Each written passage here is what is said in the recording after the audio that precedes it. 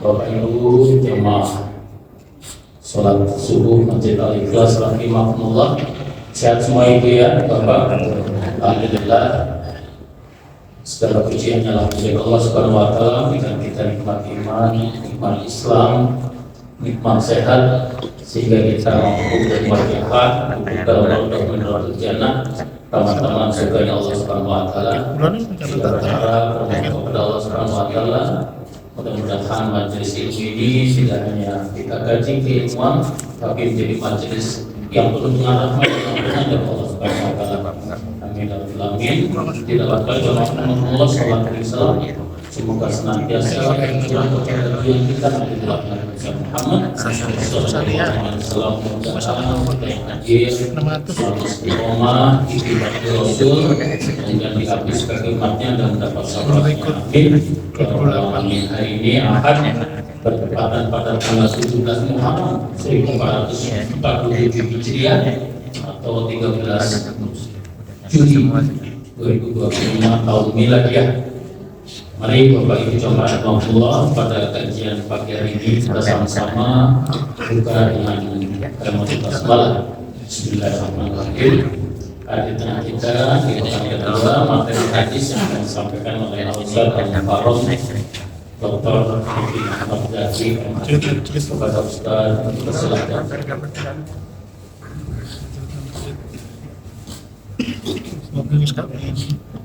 silakan. Assalamualaikum warahmatullahi wabarakatuh. Bismillahirrahmanirrahim. Innal hamdalillah nahmaduhu wa nasta'inuhu wa nastaghfiruh wa na'udzu billahi min shururi anfusina wa min sayyiati a'malina.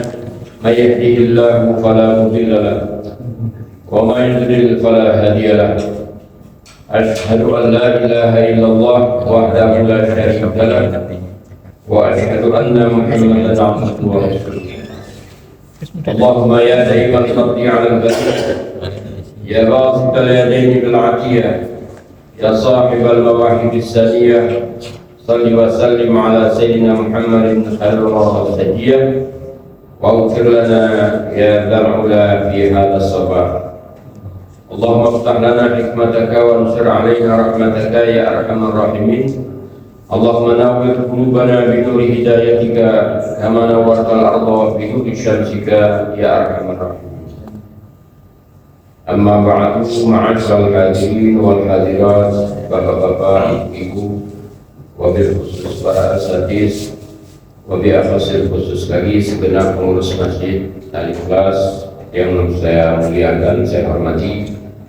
Mudah-mudahan kita berdoa kepada Allah Subhanahu wa taala senantiasa dalam keadaan sehat walafiat, senantiasa dalam keadaan taat, dan juga mudah-mudahan Allah Subhanahu wa taala mengabulkan segala hajat kita pada pagi hari ini dan juga hari-hari berikutnya. Baiklah, pada pagi hari ini kita akan membacakan beberapa hadis. Yang pertama yaitu terkait dengan at-targhib fi syuhur. At-targhib fi syuhur yaitu perintah atau anjuran dari Allah Subhanahu wa taala agar kita senantiasa bersyukur kepada Allah Subhanahu wa taala. Tadi Ustaz Haji Abdul Aziz yang menyampaikan bahwa kita bersyukur atas segala nikmat sehat.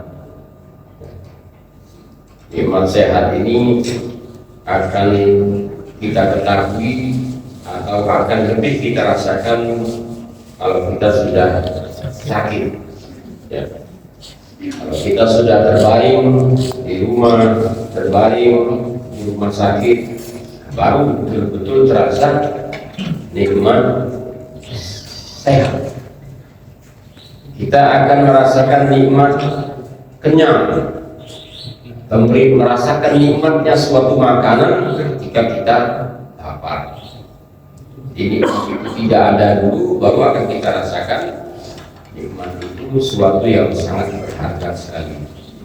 Sehingga di dalam Al-Quran banyak sekali Allah Subhanahu wa Ta'ala memerintahkan kita supaya menjadi orang yang bersyukur, ya.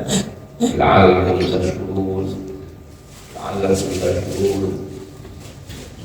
Dan kata-kata syukur ini seperti enak sekali kita ungkapkan, namun pada prakteknya ya banyak yang masih belum melaksanakan syukur. Walaupun ada, tapi kadang-kadang hanya sebatas lisan. Ya. Karena itu sebenarnya belum memenuhi syarat-syarat seseorang itu bersyukur. Misal dia diberikan kenikmatan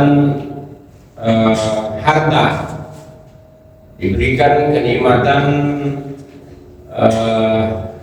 kesehatan anak, keberhasilan anak, diberikan kesehatan, jabatannya bagus di tempat pekerjaannya, banyak nikmat dia hanya mengucapkan alhamdulillah, alhamdulillah, alhamdulillah, alhamdulillah. Amalannya tidak ada, belum dibuktikan dengan amal. Karena bersyukur itu nanti ada rukunnya. Ada rukunnya. Apa saja rukunnya?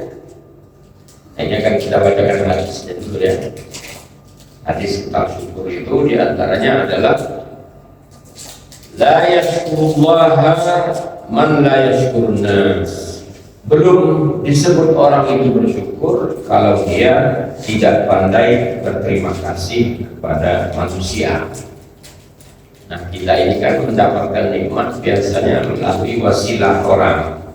Ya, bisa wasilah saudara kita, bisa wasilah dari guru kita, bisa wasilah dari tetangga kita. Pokoknya mendapatkan nikmat itu terkadang ada wasilahnya. Nah, sebelum kita bersyukur kepada Allah, kita juga harus berterima kasih kepada orang yang menghantarkan kita terhadap nikmat tersebut. Ya. Jangan kita lupa saja, kita langsung alhamdulillah, alhamdulillah wa syukurillah misalnya. Tapi ada orang yang menjadi penyebab sehingga kita mendapatkan nikmat dari Allah itu tidak kita ucapkan terima kasih. Ini namanya belum bersyukur. Kalau di Al-Quran kan banyak sekali. Bahkan Allah menyatakan qalilan min ibadiyas syakur. Sangat sedikit sekali hambaku yang bersyukur. Nah, itu banyak orang-orang yang mengucapkan alhamdulillah, alhamdulillah. Sekarang ini kan tidak usahkan orang Islam yang baik, ya. Orang Islam yang kurang taat pun pandai mengucapkan alhamdulillah. Bahkan orang Cina sekalipun non-muslim alhamdulillah, kan? Ya, pandai mengucapkan alhamdulillah, tetapi dia sendiri tidak tahu makna alhamdulillah itu.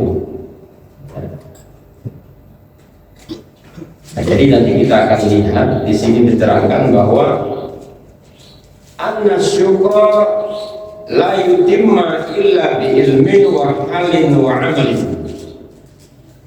Bahwa syukur itu belum sempurna kecuali pertama dengan ilmu, ya, maksudnya dengan pengetahuan, dengan kesadaran.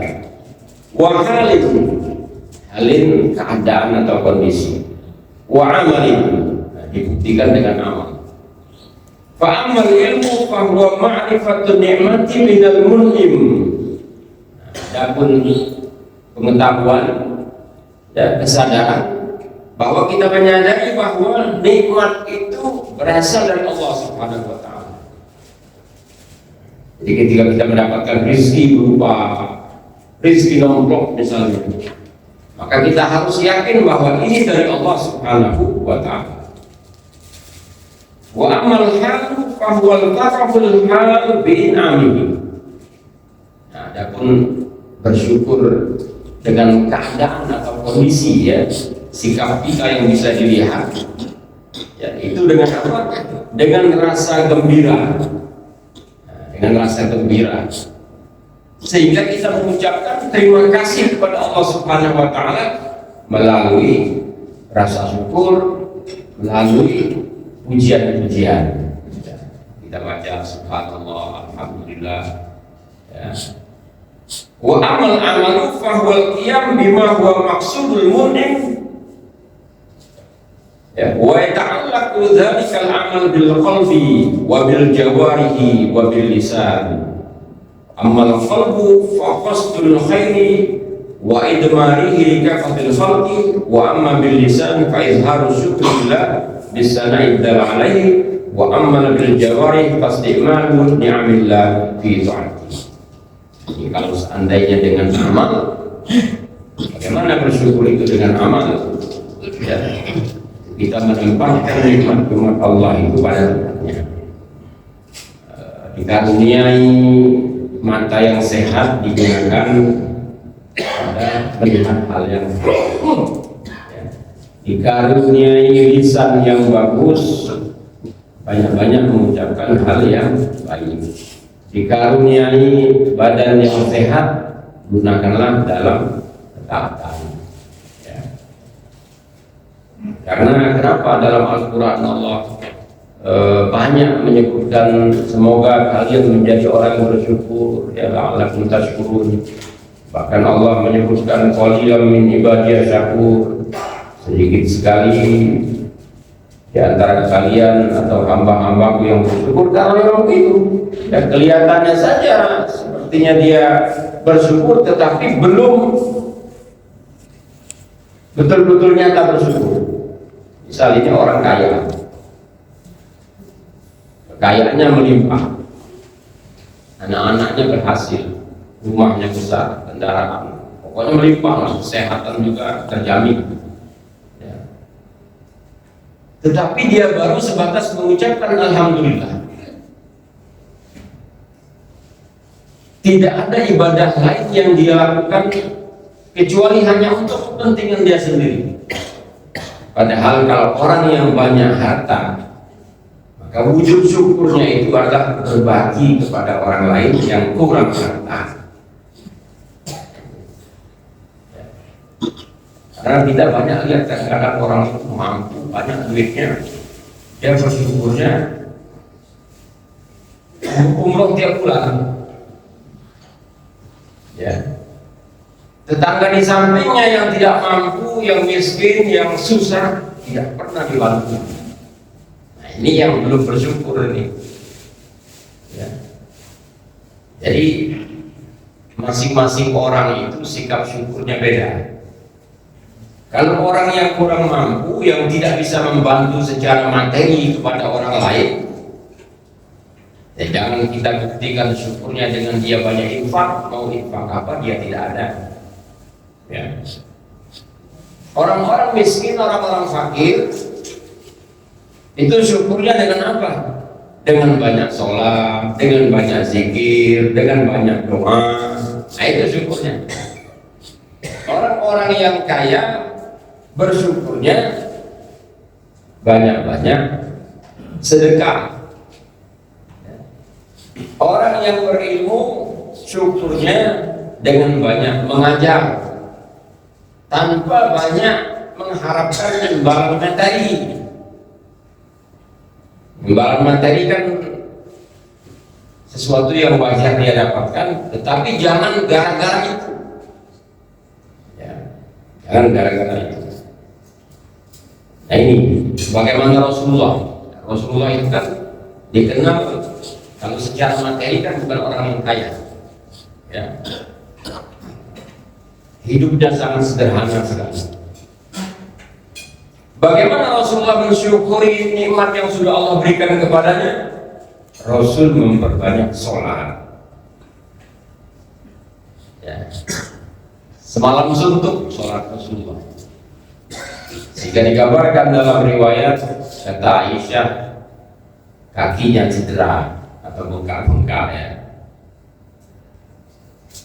Ya Rasulullah, kau seorang nabi, kau seorang yang sudah maksud terjaga, dimaafkan. Tapi kok sampai segitunya kau beribadah pada Allah Subhanahu wa Ta'ala? Apa kata Rasulullah? Afala akuna abdan syakur. Aku hanya ingin disebut sebagai hamba Allah yang bersyukur. Nah itu. Jadi orang yang tidak mampu secara materi, ya, maka dia harus banyak beribadah, banyak berzikir. Itulah bentuk syukurnya. Dulu ada diceritakan Sayyidina Umar pernah khutbah, ya, hari Jumat. Setelah khutbah, orang sudah pada pulang semua dari masjid. Sayyidina Umar mau keluar. Di samping pintu masjid itu ada orang yang cacat. Digambarkan dalam riwayat itu, orang itu tidak punya kaki, orang itu tidak punya tangan. Pernah nggak kita melihat orang tidak punya kaki, tidak punya tangan? Kalau dulu itu, kalau nggak salah di pelabuhan, ya. Saya pernah sudah melihat, iya, ada yang minta-minta, ya, pakai tangan seadanya, tangannya nggak ada tangan, kaki nggak ada. Yang digambarkan dalam riwayat ini, sudah tidak ada tangan, tidak ada kaki, buta.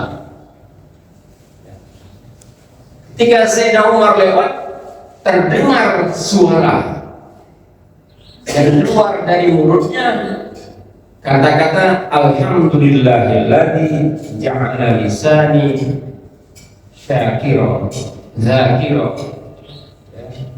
wa qalbi syakira.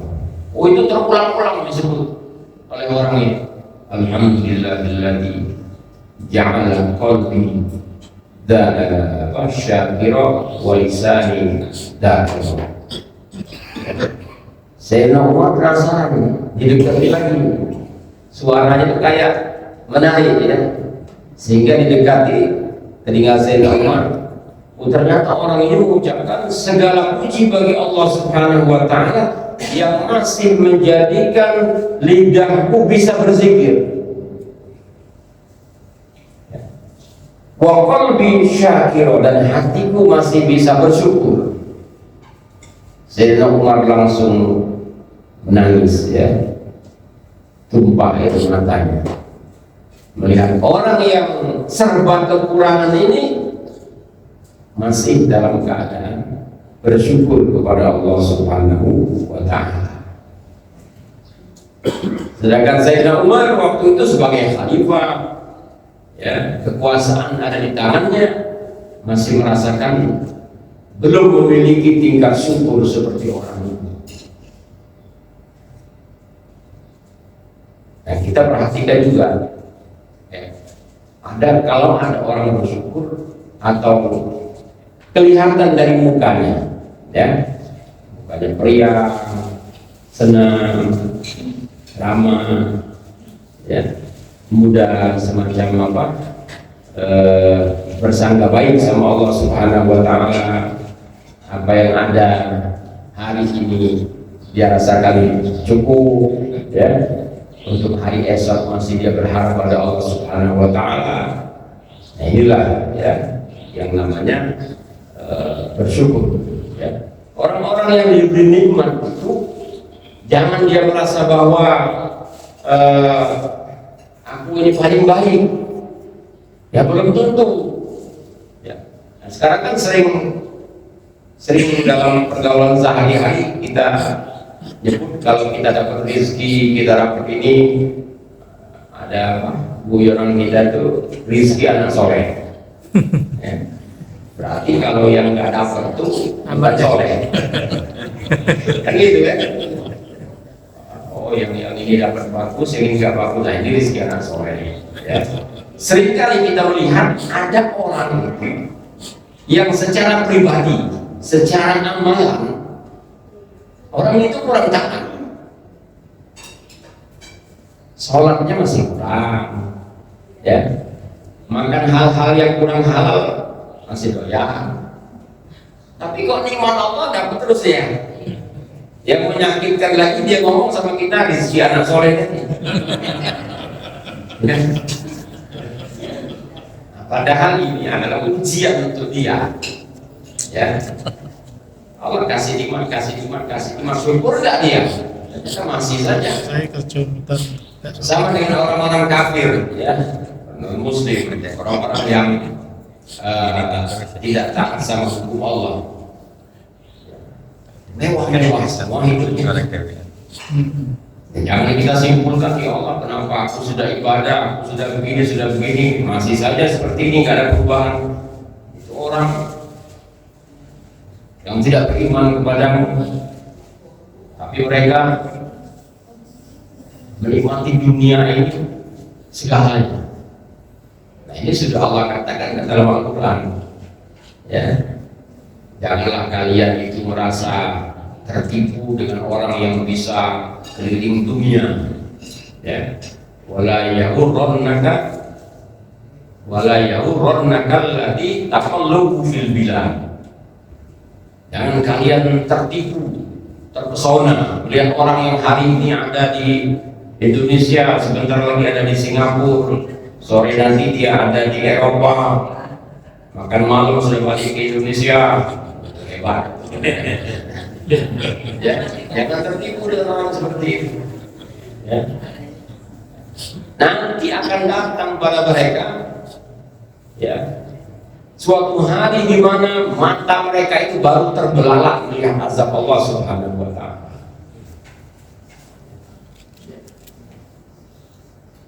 Jangan kata Allah Subhanahu wa Ta'ala, mengira aku ini mendiamkan mereka. Sesungguhnya aku mendiamkan mereka itu aku ulur. Ya, supaya apa? Ya, supaya dia semakin jauh sama Allah, semakin banyak dosanya, sehingga aku akan mengazabnya sekaligus nanti. Ya. Wala tahsabanna alladhi ghafilan amma ya'malu zalimun. Jangan kalian mengira Allah itu ghafil, lalai terhadap tindakannya kepada orang-orang zalim. Ya. Innama numli lahum liyazdadu isma.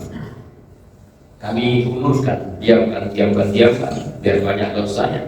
Nanti akan Allah azab sekaligus.